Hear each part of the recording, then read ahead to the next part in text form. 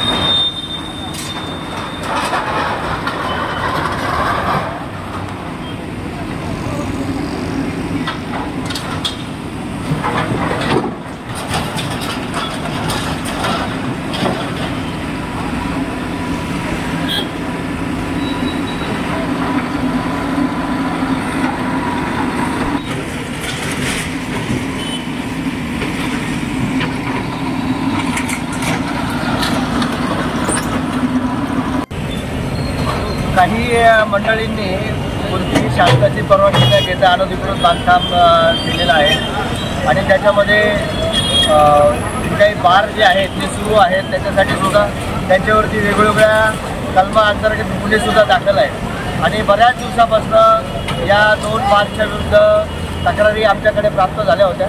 त्यामुळे शासनाच्या आदेशाप्रमाणे KDMC आणि पोलीस यांच्या एकत्रित प्रयत्नातून आजची ही आम्ही धडक कारवाई करत आहोत आणि हे दोन्ही बार आम्ही आज रोजी पाडून स्वच्छ करणार आहोत।